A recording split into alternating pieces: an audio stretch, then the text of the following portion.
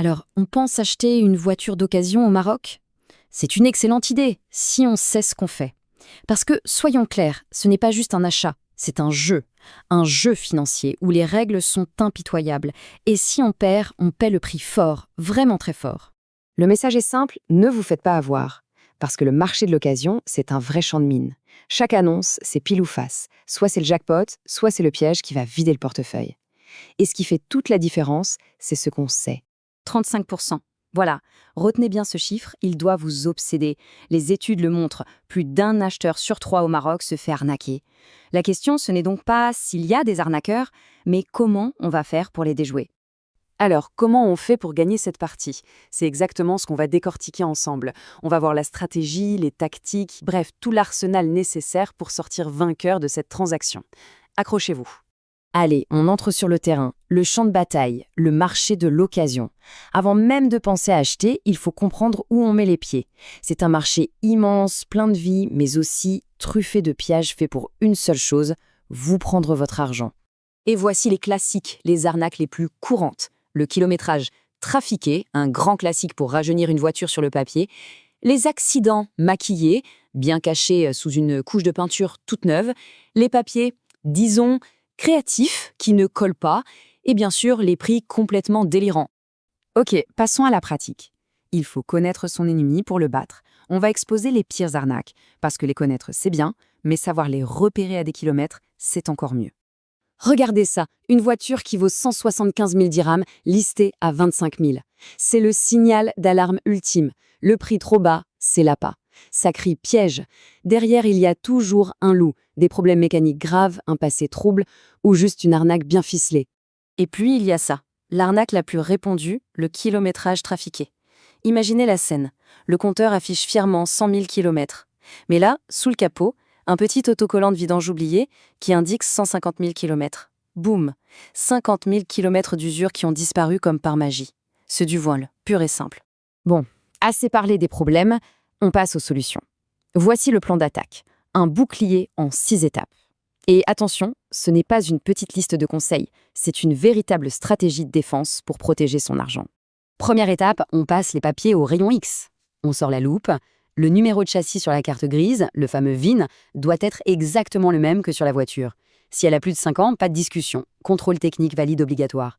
Et enfin, on exige le certificat de non-opposition. Ce papier, c'est la garantie que la voiture n'est pas gagée et que toutes les amendes sont payées. Si un de ces 3 points coince, on arrête tout. Deuxième étape, l'inspection. On passe en mode détective. Est-ce que l'usure du volant ou des pédales correspond bien au kilométrage? On fait le tour de la carrosserie. Est-ce que les espaces entre les portes sont réguliers? Une peinture qui n'a pas la même teinte partout, ça sent l'accident. On ouvre le capot, on cherche la moindre fuite. Et pendant l'essai, on coupe la radio et on écoute.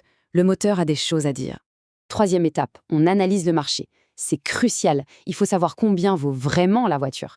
On va sur des sites comme Wandaloo pour avoir une idée. On ne se contente pas d'un seul site, on compare. Et on regarde différentes villes. Les prix à Casa ne sont pas forcément les mêmes qu'à Tanger. Avoir ces infos, c'est avoir le pouvoir dans la négociation. Et on se méfie toujours des prix trop bas. Quatrième étape, on choisit son vendeur. Et c'est un choix stratégique. Acheter à un particulier, c'est souvent le meilleur prix, mais c'est le risque maximum. Zéro garantie. Le samsar, l'intermédiaire, ça peut aider, à condition d'en trouver un de confiance. Et puis il y a le concessionnaire. Là, c'est la sécurité, inspection, garantie. Mais ça se paie, évidemment. Cinquième étape, on apprend à repérer les signaux d'alarme, les fameux red flags. Un vendeur qui ne veut pas montrer les factures d'entretien? Mauvais signe. Quelqu'un qui vous met la pression pour signer tout de suite? Très mauvais signe. Le nom sur sa carte d'identité est différent de celui sur la carte grise? On s'en va. L'histoire qu'il raconte sur la voiture est bancale? On ne perd pas son temps. Et enfin, sixième et dernière étape, on sécurise la victoire. Une fois que tout est OK, on passe à la paperasse pour que cette voiture devienne légalement la vôtre. On verrouille l'affaire. Maintenant, on passe en mode offensif. Fini la défense. Acheter une voiture, c'est une chose. Acheter un actif qui ne perd pas ou peu de sa valeur, c'en est une autre. Et au Maroc, il y a des modèles qui sont des valeurs sûres. En tête de liste, on a les reines du marché, Dacia, Logan et Sandero.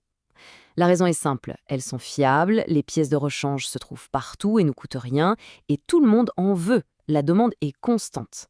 La Renault Clio, c'est aussi un super choix. Il faut voir ces voitures non pas comme des dépenses, mais comme des investissements qui roulent. Au final, le choix est presque binaire. D'un côté, l'argent intelligent. On mise sur une Logone qui garde sa valeur, coûte peu en entretien et se revend les yeux fermés. De l'autre côté, l'argent perdu. On prend un modèle moins populaire et on regarde sa valeur fondre tout en priant pour trouver des pièces quand ça tombe en panne. Le calcul est vite fait. Ok, la voiture est trouvée. Le prix est négocié, on pourrait croire que c'est fini.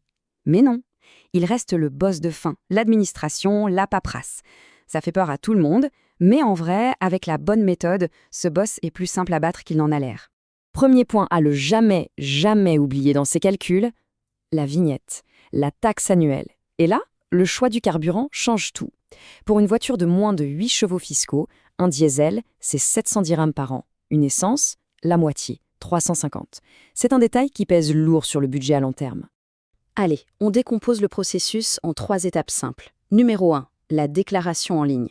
C'est le vendeur qui s'y colle, il doit générer un code sur le site de la NARSA. Numéro 2, le contrat. Les 2 parties signent le contrat de vente et vont le faire légaliser à l'AMOCATA. C'est ça, l'acte officiel. Numéro 3, la nouvelle carte grise. Une fois qu'on a tous les papiers, on va dans une agence agréée pour mettre enfin la carte grise à son nom. Donc pour résumer, le chemin de la victoire, c'est ça.